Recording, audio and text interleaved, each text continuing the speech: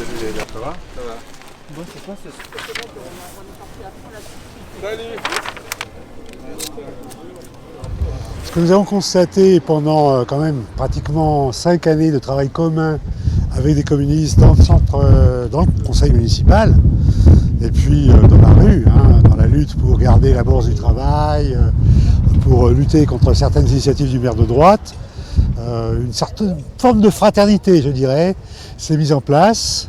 On voit bien que maintenant, les inégalités sociales prennent de plus en plus la forme d'inégalités territoriales, d'inégalités d'environnement. Passer 3 mois de confinement dans un petit appartement, c'est pas la même chose que passer 3 mois avec un jardin, dans un pavillon avec un jardin. Donc ces inégalités-là, qui sont les plus fondamentales quand on compare le nord et le sud de la planète, sont en train de se répandre, y compris en France, y compris à Villejuif dans le quartier. Et ça va être au centre du programme que nous faisons en commun, c'est-à-dire on lutte pour du vert socialement réparti, si vous voulez.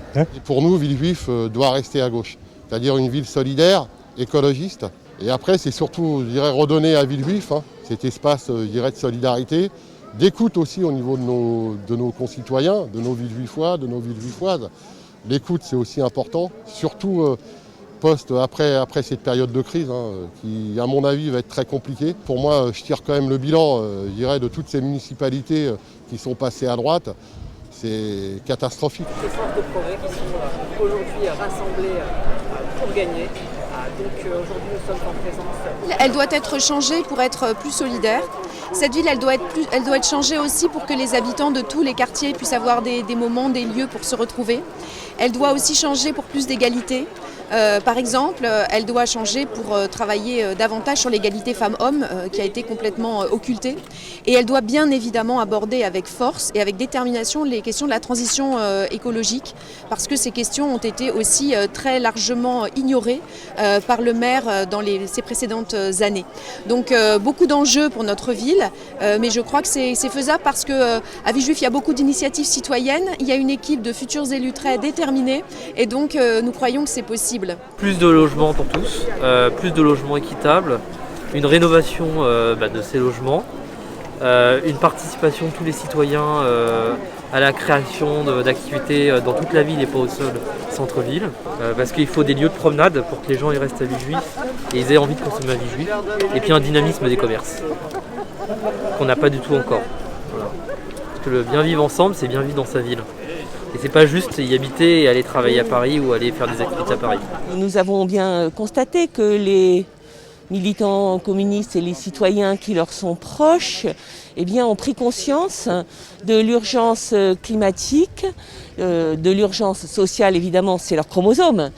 Et puis, je vais dire ce qui nous réunit aussi, et une des raisons pourquoi nous pensons que nous pouvons gagner cette élection, c'est l'urgence sanitaire. L'ampleur des mesures qu'il faudrait prendre immédiatement pour le raccrochage scolaire, pour la réinclusion des enfants qui ont le plus souffert du confinement. Et nous savons que les enfants, les familles, ont souffert de la faim. Nous savons que la distribution de secours alimentaires a dû être très fortement augmenté. Nous savons aussi que le maire, malgré le rôle qu'il aurait dû jouer dans ce secours alimentaire, n'a pas joué tout son rôle, n'a pas soutenu autant qu'il aurait dû les organisations de secours alimentaire. Je suis très sensible à tout ce qui est question d'économie d'énergie et de mobilité. Je pense que pour diminuer la pollution et les émissions de gaz à effet de serre, le transport, c'est un secteur extrêmement important. Et le transport, il s'organise en fonction de l'urbanisme. Et donc tout ce qu'on va pouvoir faire au niveau local pour faciliter la circulation douce, les transports en commun, le vélo, les piétons, et leur donner de la place et de la sécurité, tout ça va favoriser des changements de comportement et donc des diminutions de gaz à effet de serre et de pollution aux particules fines. L'économie à Villejuif, c'est bien sûr quelque chose d'extrêmement important. Il faut que les entreprises continuent à s'implanter à Villejuif. On sait que Villejuif manque d'emplois et donc il faut continuer à développer ces emplois. Il y a un point sur lequel nous, dans une municipalité, pouvons agir et agirons quand nous serons aux responsabilités, c'est celui de l'économie sociale et solidaire. Tout ce champ, ce vaste champ de l'économie sociale et solidaire, les régies de quartier, le monde associatif, les coopératives, c'est un champ sur lequel une commune peut agir et nous avons bien l'intention de le faire. Tout ce qui était le social a été largement entamé dans le mandat qui s'achève. Et puis, par exemple, la vie associative qui était le fait du prince. Les associations ne pouvaient plus bénéficier des locaux municipaux à titre gratuit ou alors au terme de négociations qui duraient des semaines pour avoir 3 heures à disposition d'une toute petite salle. Enfin, tout ce que nous connaissions qui faisait la vitalité associative et démocratique de Villejuif doit revenir. Reste la réalité électorale, c'est qu'une addition de premier tour ne fait pas un résultat.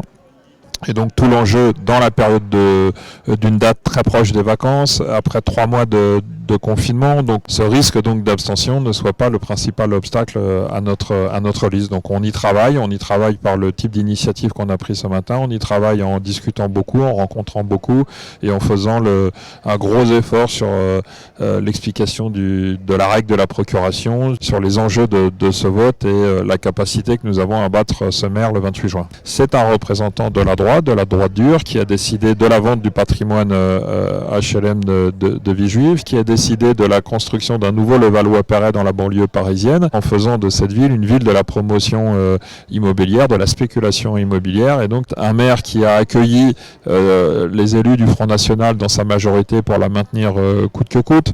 Donc vous voyez, on est bien loin du personnage qu'il prétend incarner.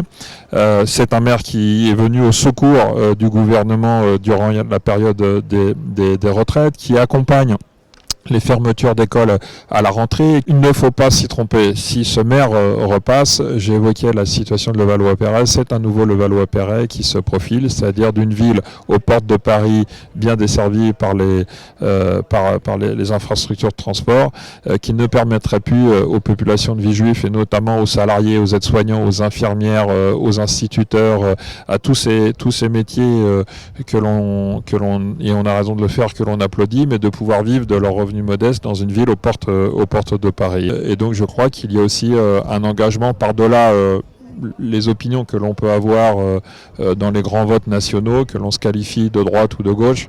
Il y a tout simplement l'aspiration à retrouver une ville saine, propre, dont les élus seraient irréprochables et pas en permanence sous les fourches codines de la justice. Nathalie Gandet, l'écologiste, est deuxième de liste, c'est important pour l'électorat écologiste.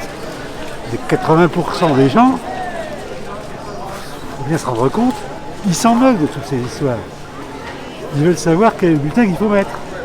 Donc le bulletin c'est Garzon, voilà. Alors donc, oui Garzon, très bien.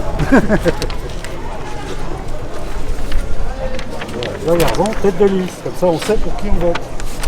Ça n'empêche pas que les écologistes, les socialistes et les sont dedans.